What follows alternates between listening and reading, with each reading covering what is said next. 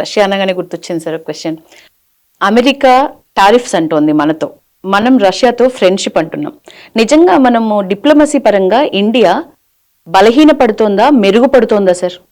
మనం టారిఫ్ వచ్చిన తర్వాత రియాక్ట్ అయ్యామా? మనం రియాక్ట్ కాలేదు కదా. రష్యా దగ్గర నుంచి క్రూడ్ ఆయిల్ కొంటున్నాం. ఎందుకు కొంటున్నాం? వాళ్ళు $40 ఆఫర్ చేస్తున్నారు, మార్కెట్లో $75 నడుస్తుంది. ఎవరు కొనమన్నారు? జో బైడెన్ కొనమన్నారు ఆ టైంలో, ఇంటర్నేషనల్ ఆయిల్ ప్రైసెస్ ని స్టెబిలైజ్ చేయడానికి.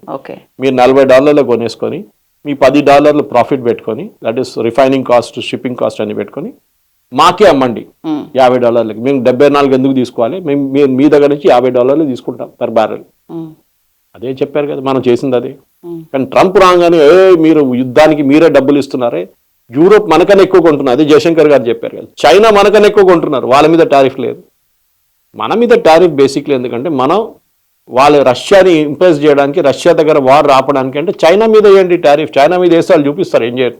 సప్లై చైన్ అంతా వాళ్ళ చేతిలో ఉంది. మ్యాగ్నెట్స్ ఆపేస్తారు, రేర్ ఎర్త్స్ ఆపేస్తారు, అంత మీ సంగతి అయిపోతుంది ఇక్కడ. మన దగ్గర మన ఎక్స్పోర్ట్స్ అంత పెద్ద ఎక్స్పోర్ట్స్ అంటే మన దగ్గర నుంచి వెళ్ళేది ఏంటి? Jewels and jewellery, textiles, pharmaceuticals, ఇట్లాంటి వెళ్తుంది. అది కూడా it's good industry, big industry. Streams మన ఆంధ్ర వైపు నుంచి స్ట్రిమ్స్ వెళ్తుంది ఇట్లా. కానీ చైనాకున్న అంత మ్యానుఫ్యాక్చరింగ్ పవర్ మనకి లేదు. అది డిఫరెంట్ స్టోరీ. అది ఎందుకు లేదనేది అది ఎప్పటి నుంచో ఉన్న ప్రాబ్లం మనకి.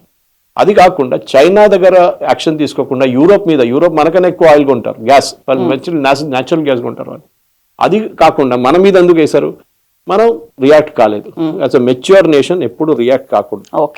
వియత్నాం కానివ్వండి, థాయిలాండ్ కానివ్వండి, చాలా మటుకు చిన్న చిన్న రాష్ట్రాలు వెళ్ళి సారీ వాళ్ళ కాళ్ళ మీద పడి తప్పయింది, ఏం చేయమంటారంటే సరే మీరు జీరో ట్యాక్స్ మీ మేము పంపిస్తే దానికి 0 ట్యాక్స్, కానీ మీరేమైనా పంపిస్తే 15% ఇప్పుడు కూడా అని పెట్టారు. అక్కడ థాయిలాండ్, వియత్నాం అంతా అదే జరిగింది, మనం చేయలేదు.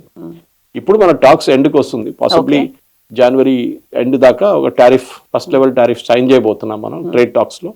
దాంట్లో తెలిసిపోతుంది ఎంత టారిఫ్ ఛార్జ్ చేయబోతున్నాం, వాళ్ళకెంత మనకెంత అని చెప్పేసి. కానీ మెచ్యూర్గా ఏం జరిగిందంటే, మీరు బిలీవ్ చేయరు, ఈ టారిఫ్ పెట్టిన తర్వాత కూడా ఒక నెల ముందు, నెల అనుకుంటాను, 4 or 5 weeks ago, Trump 50 products మీద టారిఫ్ 0 చేసేసాడు.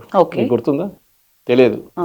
స్పైసెస్, టీ, భారతదేశం చాలా మటుకు ఇండియన్ ప్రోడక్ట్స్ మీద 50% నుంచి 0 చేసేసాడు. ఎందుకంటే అక్కడ ఉన్న కన్స్యూమర్స్ ఎఫెక్ట్ అవుతున్నారు. టారిఫ్ ఎవరు కడతారు? ఇప్పుడు మీకు ఒక ప్రోడక్ట్ నేను ఇండియా నుంచి పంపిస్తున్నాను, ఫర్ ఎగ్జాంపుల్ నేను షిమ్స్ పంపిస్తున్నా కిలో, మనం ఒక రేట్ తీసుకుందాం, అంటే ఎగ్జాక్ట్ రేట్ కాదు ఇది, ఒక $50 కిలో అని చెప్పి పెట్టుకున్నాం. ఓకే, ఆ $50 టారిఫ్ వేస్తే ఎవరు కట్టాలి ఎక్కువ? 50 + 50 ఎవరు కట్టాలి? 100 కాదు, it will 50%. So it means 25. $70 ఎవరు కట్టాలి? అక్కడ కన్స్యూమర్ కట్టాలి, మనం కాదు. సరే మనకు ఆ ప్రోడక్ట్ అన్కాంపిటేటివ్ కావచ్చు మార్కెట్లో, ఇంకో దేశం నుంచి $30 వస్తుందేమో, మనం 75 అమ్మితే వాడు 30 తీసుకుంటాడు.